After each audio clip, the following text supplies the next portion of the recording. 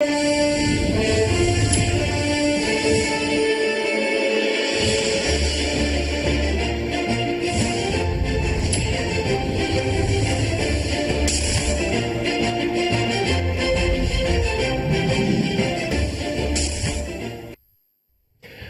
we're starting off delving into the arena right from the start on politics today. Welcome to the program. By the way, it's Boxing Day. Quite a number of social media activity with pictures on the social media. Perhaps a lot of people still don't understand the meaning of Boxing Day, but all the same, it's a time for you to unwind and really get to see what the spirit of the moment is about. I'm Sulaiman Alede. Welcome to the program. Today, we'll be looking at some of the burning issues, as we'll also try to look at stories that made the headlines all through the year 2016.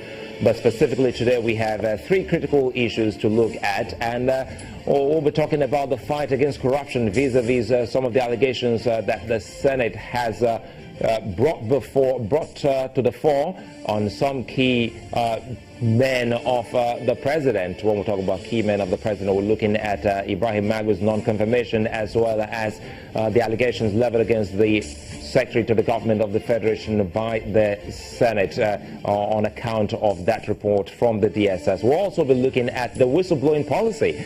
Don't forget, it was only yesterday the Professor Usiji talked about a certain loophole. He did think that sometimes the government should also look towards strengthening the agencies, because if you don't have another incentive for the agencies, perhaps they too will sell information or their findings to someone who would come before the government and say, I'm the whistleblower, here I am, let me have the 5%. Also, another big issue in the polity has to do with the non-confirmation at the moment of the acting CJN. For many lawyers, they still think that that is an abnormal issue, going by the history of our judiciary in the country that is so robust and developing at some certain kind of comfortable speed.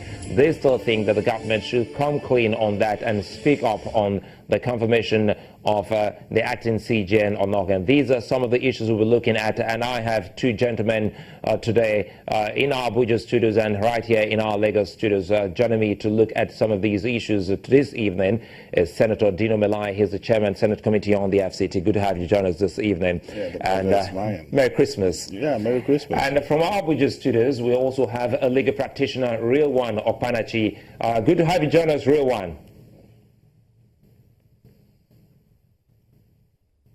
Good evening. Happy Christmas, Solomon. Right, many thanks. Wishing you a fantastic Christmas. Let's start from home. You know, the fight against corruption is one key thing of your party, the APC, as well as that of the president. But if you look at what is happening, that many are saying is all well with this fight against corruption, more so knowing that the leadership of the Senate is also that from the APC. One wonders what exactly is the finding that the Senate has come up with on some of the officials, specifically Ibrahim Magu and the SGF. Let's start with that of Ibrahim Magu, which many would say came to them as a rude shock. That's a nominee of the president, and was there truly a security report? Yeah, I will start by saying that the 8th Senate, under the very capable leadership of Senator Bukola Saraki, have decided to confront the fight against corruption headlong. And I want to say this, that the Senate President is one very strong anti-corruption character, because you will recall that in the 7th Senate, he actually raised a motion on the fuel subsidy that eventually culminated into a lot of revelations. So what I'm saying in essence is that there's a determination by the 8th Senate to champion the fight against corruption and support Mr. President in ameliorating that cankerworm that has bedeviled our country. And one of our cardinal agenda in the 8th Senate is to make sure that corruption is exposed, not minding who is involved. Unfortunately, we have a president that is not going to support anyone, no matter how close, if found one thing. So in answering your question straight, there is a report We got a report from the DSS, and that report was read in an executive section. And after we all listened to that report, it was only logical and reasonable that the nominee be rejected, and a communication passed to Mr. President for further consideration, because every senator of the Federal Republic of Nigeria, including appointees of Mr. President, are supposed to go through security screening.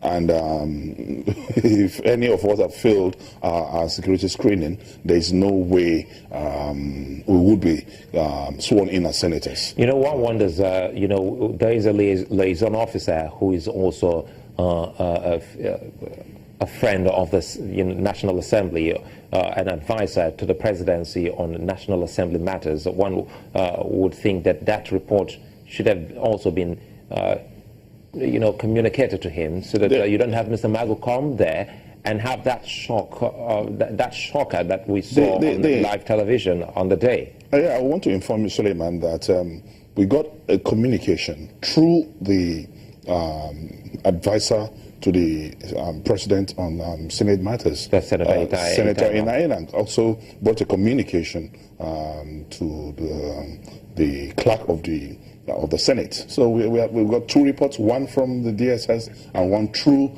the special advisor to the President of National Assembly matters. And we just did the needful. That's once there's an indictment against a public officer, it will be ludicrous. I mean, is the Senate divided on this matter? Because just after we saw Senator Sabi Abdullah come up with the stand of the Senate, we had another senator who said something quite contrary to the confirmation of Mr. Magu. Yeah, I will start by saying that the Senate is very, very together on this matter.